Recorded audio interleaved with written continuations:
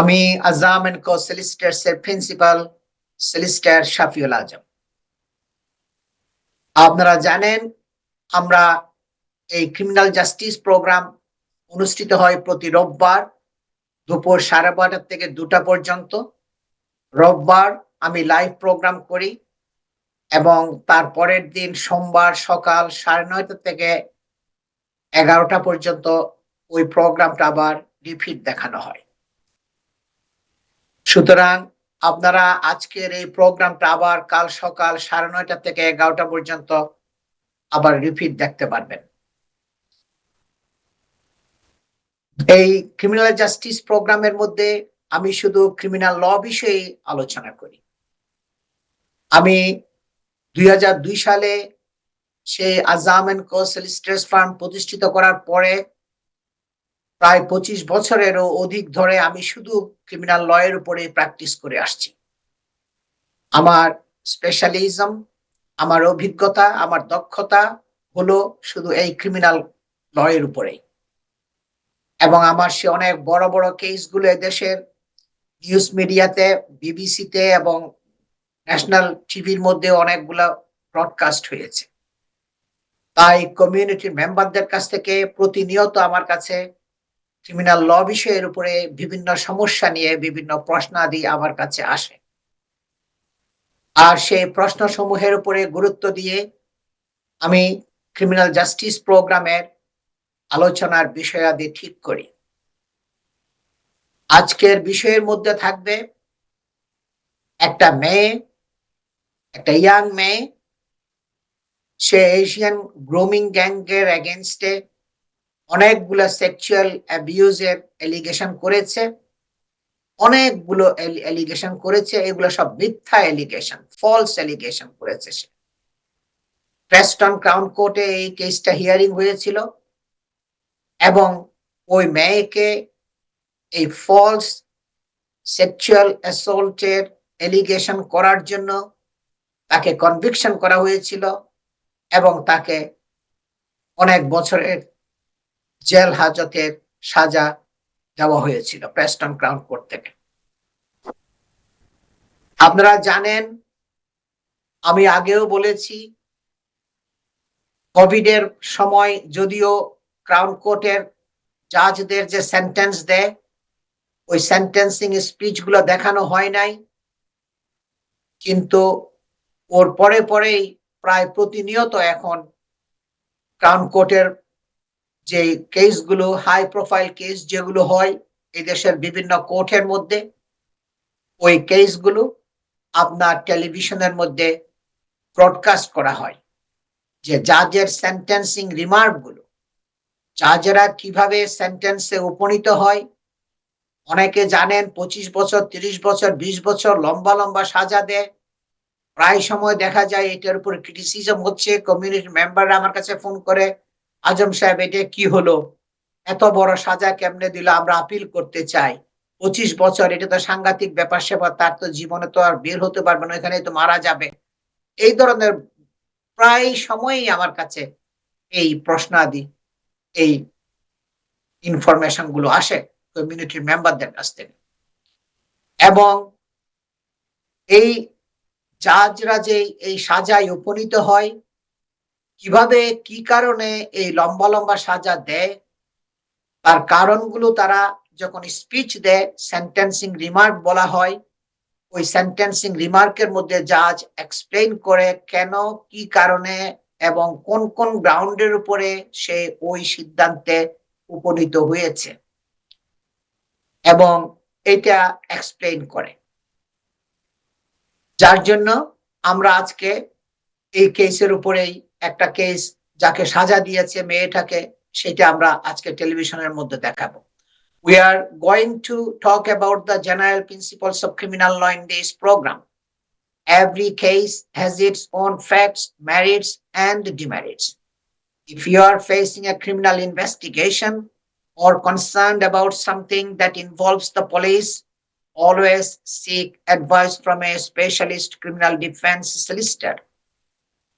সুতরাং পুলিশ যদি আপনাকে অ্যারেস্ট করে পুলিশ স্টেশনে নিয়ে যায়, সেটা কোর্ট থেকে হোক, বাসা থেকে হোক, কাজের জায়গা থেকে হোক, তাহলে সাথে সাথে দেরি না করে আপনার পছন্দের যারা ক্রিমিনাল ল এর স্পেশালিস্ট সলিসিটর, যারা ক্রিমিনাল ল প্র্যাকটিস করে, যারা ইমিগ্রেশন ল করে, হাউজিং ল করে, ডিভোর্স ল করে, তাদের কাছে গেলে হবে না। আপনাকে যেতে হবে ক্রিমিনাল ল এর স্পেশালিস্ট সলিসিটরদের কাছে, কারণ এটা rapidly changing area of law. যাদের এক্সপেরিয়েন্স আছে, যাদের দক্ষতা আছে ক্রিমিনাল ল প্র্যাকটিস করার, তাদের কাছে আপনাকে যেতে হবে এবং আপনি সাথে সাথে তাদের কাছ থেকে পরামর্শ নিয়ে প্রস এন্ড কনস গুলো ডিসকাস করে আপনি পুলিশের ইন্টারভিউটা ফেস করার জন্য চেষ্টা করবেন। আমার বক্তব্যগুলো আমি বাংলায় এবং ইংরেজিতে মিশিয়ে বলার চেষ্টা করব, যাতে আপনাদের সকলের বুঝতে সুবিধা হয়। আমি এখন কন্ট্রোল রুমকে রিকোয়েস্ট করছি, আপনারা প্লিজ জাজের স্পিচটা, ভিডিওটা এখন প্লে করেন। Served specifically for the sentencing hearing. I've also heard evidence during the course of the sentence hearing. This is not a case where it's necessary for me to obtain a pre-sentence report. This will inevitably be a lengthy prison sentence, and I have a great deal of information about this defendant's situation from her evidence in the case and the many psychiatric reports. By way of very broad summary, this defendant made serious allegations of a sexual nature against a large number of men between the October of 2017 and March 2020. In relation to each of the counts, there were a number of ways in which the jury could have convicted the defendant. Each count was divided into paragraphs A and B. Paragraph A in each count represented the making of false allegations. Paragraph B in each count represented the fabrication of evidence to support those allegations. In all counts, apart from counts 6 and 9, paragraph A was further particularised. The jury was directed that they should only convict if the Crown had proved so that they were all sure of at least one of paragraph A, or one of its particulars, or of paragraph B. Thus, it is important for me to identify in each count my findings as to what was proved to the criminal standard. At the time of the commission of count 1, the defendant was 16 and 17. In relation to counts 2 to 4, she was 18. In relation to the other counts, she was either 18 or 18 and 19. She's now 22, having turned 22 during the course of her trial. On count 1, the defendant made an allegation against a young man whom I will refer to as C, who was hosting an informal get-together at his house. The defendant became drunk and smoked cannabis such that she was sick. C and others called for the defendant's sister and mother, and her mother picked her up. She then alleged to the hospital that she had been raped and made a police videotaped interview in which she asserted that C had kissed her, watched her urinate, commented on her pubic area, touched her bottom, sat on top of her, exposed her breasts and kissed them.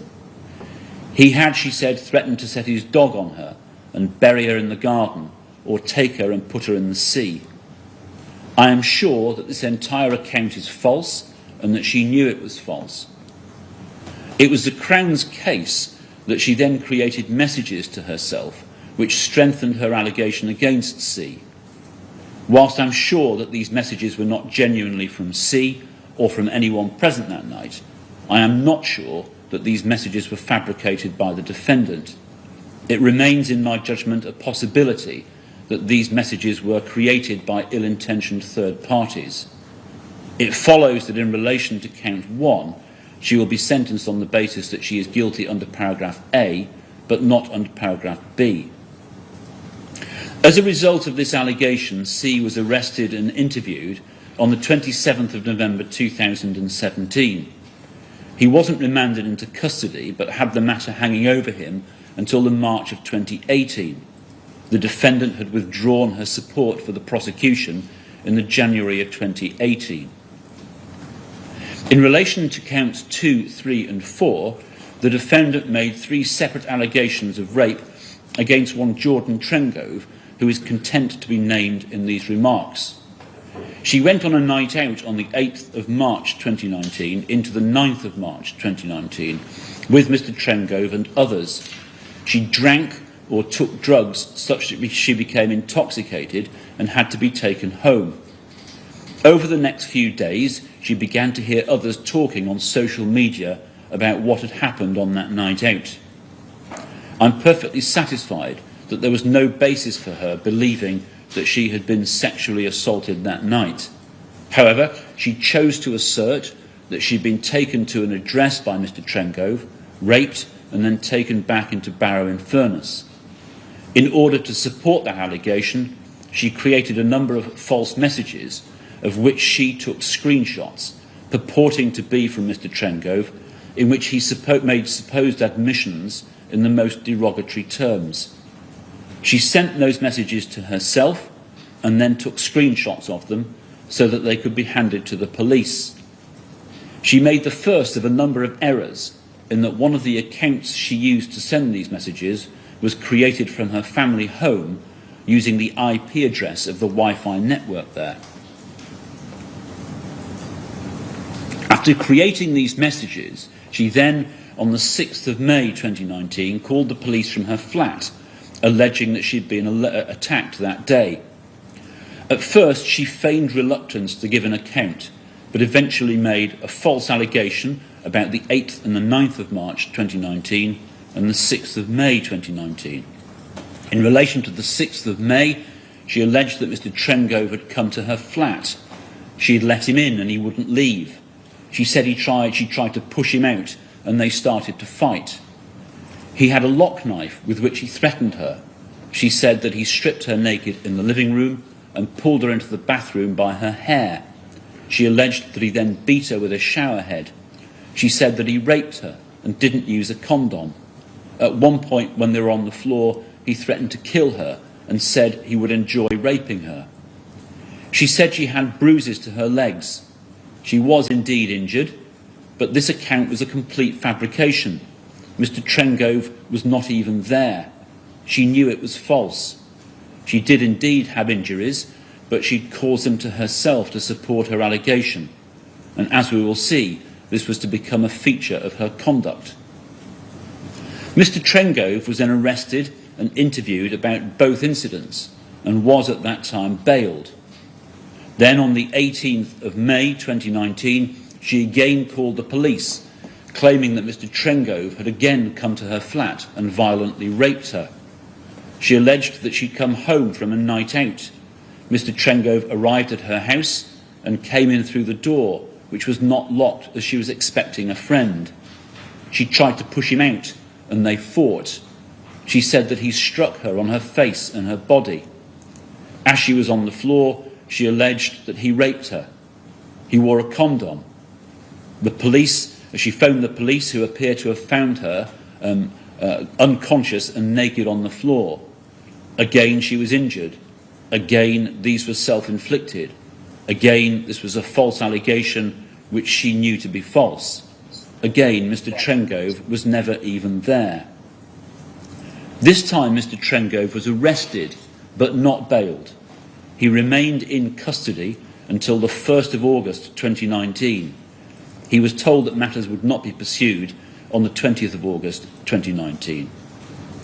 In relation to counts 2, 3 and 4, which concern Mr. Trengove, I'm satisfied so that I am sure that the messages which she provided to the police, apparently from Mr. Trengove, were created by the defendant in order to support her false allegations. It follows that in respect of these counts, she will be sentenced on the basis of both paragraphs A and B. I will now summarise the evidence on count 5. On the 18th of June 2019, the defendant made allegation to Detective Inspector Nutter that she had been the victim of sex traffickers who had, since she was 12 or 13, sold her for sex at so-called sex parties. Her account mainly centred around a local businessman, Mohammed Ramzan, who is also content to be named in these remarks. She said that he had befriended her when she was 12 and shortly thereafter had sex with her, and then done so regularly. She said that Mr. Ramzan then persuaded her to have sex with another man. This turned into her being taken across the region to have sex with men. She described the abuse in some detail. She and other girls were abused. She claimed that the sexual acts would be filmed and those films sold. She spoke about individual acts of abuse. A girl who'd had a knife inserted into her vagina and was then forced to have sex before it was healed. She spoke of punishment beatings meted out to girls who didn't do as they were told.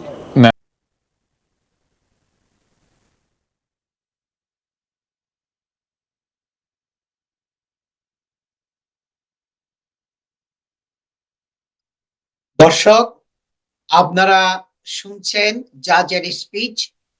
এই Preston crown কোর্টের জাজ আপনার তাকে সাজা দিচ্ছিল।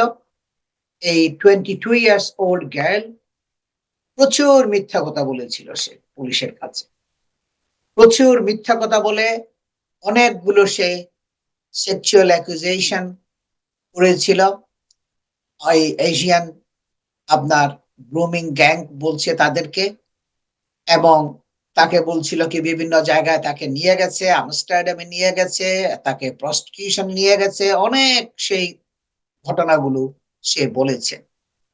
এবং এগুলো জাজ শুনছে, প্রেস্টন ক্রাউন কোর্টের জাজ, এবং এটা আপনার তাকে সাজা দিয়েছে প্রেস্টন ক্রাউন কোর্টের জাজ for perverting the course of justice. তাকে সাজা দিয়েছিল 8.5 বছরের জেল হাজত। এবং এটা আপনার অনেক ফেসবুক পোস্টের মধ্যে সে অনেকগুলা শেয়ার করেছিল এই মেসেজগুলো। এবং এখানে লেখা আছে কি, in a Facebook post in May 2020 which was shared more than 100,000 times, she described being beaten, abused and trafficked by Asian men. সে বলছে কি, ফেসবুক পোস্টের মধ্যে 2020 সালে which was shared, যেটা শেয়ার করা হয়েছিল আপনার 100,000 এর বেশি টাইমস। এবং সেখানে সে ডেসক্রাইব করেছিল তাকে প্রহার করেছিল, মারধর করা হয়েছিল, অ্যাবিউজ করা হয়েছিল, তাকে ট্রাফিক করা হয়েছিল by Asian man. She also posted pictures of her injuries, but the court heard that she had caused them to herself with a hammer. সে অনেকগুলো আপনার পোস্ট করেছিল তার ইনজিউরি বডির মধ্যে, কিন্তু কোর্ট যেটা শুনছে কি এগুলো সে নিজেই এই আঘাতগুলো সে করেছিল, সে নিজেই করেছিল। এগুলো সব মিথ্যা। তাছাড়া আপনার অনেকগুলো এই ধরনের ঘটনা অনেকগুলো সে বলছিল, একের পর এক এগুলো সব মিথ্যা প্রমাণিত হয়েছিল। আমি কন্টিনিউ করব নেক্সট সেগমেন্টে। আমরা শর্ট একটা ব্রেকে যাচ্ছি, ব্রেকের পরে আমি আবার ফিরে আসব। আমি আজাম এন্ড কো সলিসিটার্স এর প্রিন্সিপাল সলিসিটার শাফিউল আজম। সবাই আমার সাথেই থাকুন।